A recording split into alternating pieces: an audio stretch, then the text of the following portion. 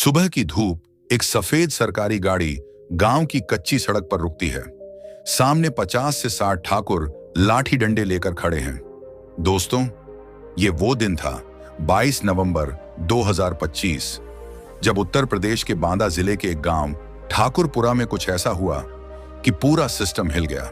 जिले के नए डीएम साहब, जो अभी 1 महीने पहले ही चार्ज लेने आए थे, अपनी गाड़ी लेकर गांव में घुसने की कोशिश की, लेकिन गांव के ठाकुरों ने लाठी डंडे लेकर रास्ता रोक दिया। बोले, इस गांव में दलित डीएम का प्रवेश वर्जित है। डीएम साहब गाड़ी से उतरे, शांत लेकिन आंखों में आग। और फिर जो हुआ, उसके बाद पूरे जिले में भगदड़ मच गई। लेकिन न्याय वो इतनी आसानी से नहीं मिला। कई दिन चला संघर्ष, कई रातें जेल में कटी, लेकिन आखिर में सिस्टम को झुकना पड़ा। तो चलिए शुरू से बताते हैं और हर मोड़ पर रुकते हैं, क्योंकि ये कहानी जल्दबाजी में खत्म होने वाली नहीं है। दोस्तों, ये वीडियो सिर्फ एक कहानी नहीं है। अगर कभी आपको भी आपकी जाति, नाम या पहचान की वजह से चुप कराने की कोशिश हुई है, तो इस वीडियो को अंत तक देखिए। और अगर आपको लगता है कि ऐसी आवाजें जिंदा रहनी चाहिए, तो अंबेडकर आवाज से जुड़े रहिए। बांदा जिला, गांव ठाकुरपुरा। यह गांव हमेशा से जातिवाद के लिए कुख्यात रहा है।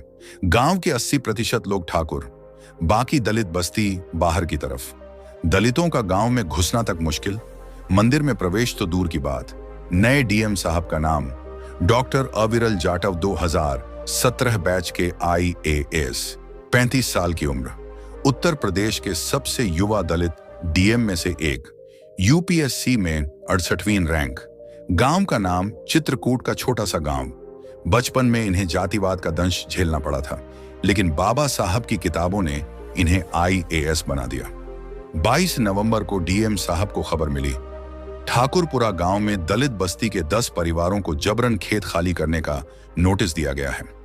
ठेकेदार और ठाकुर सरपंच मिलकर दलितों की जमीन हड़पना चाहते थे। डीएम साहब ने फैसला किया, खुद जाकर देखूंगा। सुबह 10 बजे गाड़ी लेकर निकले, साथ में सिर्फ 2 सुरक्षाकर्मी और एक क्लर्क। गांव के प्रवेश द्वार पर पहुंचे तो सामने 60-70 ठाकुर लाठी डंडे लेकर खड़े थे। नेतृत्व कर रहा था सरपंच ठाकुर रघुवीर सिंह, बड़ा दबंग, कई मुकदमे, पुलिस तक उसकी चलती है। रघुवीर सिंह ने गाड़ी के सामने लाठी पटकी। रुक जाओ, इस गांव में तुम्हारा प्रवेश वर्जित है। दलित डीएम को हम गांव में नहीं घुसने देंगे। जाओ, वापस लौट जाओ, नहीं तो परिणाम भुगतने पड़ेंगे। डीएम साहब गाड़ी से उतरे, सफेद शर्ट, काला पैंट, हाथ में फाइल, शांत स्वर में बोले, मैं बांदा का डीएम हूँ। ये मेरा जिला है, मेरा गांव है। मुझे दलित बस्ती में जाना है, रास्ता खाली करो। ठाकुरों ने हंसते हुए कहा, डीएम हो या कुछ भी, यहाँ हमारी चलती है।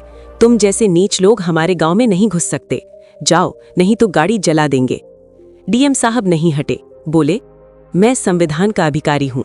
संविधान मुझे हर गांव में जाने का हक देता है। रास्ता रोकोगे तो SC/ST एक्ट लगेगा। रघुवीर सिंह भड़क गया, यहाँ संविधान नहीं चलता, यहाँ ठाकुरों का कानून चलता है। पुलिस हमारी जेब में है। तुम अकेले हो, हम 100 हैं। चले जाओ, वरना आज यहीं खत्म कर देंगे।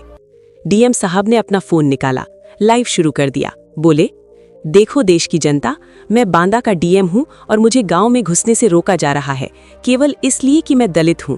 ये है उत्तर प्रदेश का सच। लाइव पर 50,000 लोग आ गए। ठाकुरों ने फोन छीनने की कोशिश की, डीएम साहब के सुरक्षाकर्मी ने रोका। फिर ठाकुरों ने लाठी चलाई, डीएम साहब को धक्का दिया, गाड़ी पर पत्थरबाजी। डीएम साहब को जबरन वापस भेज दिया गया।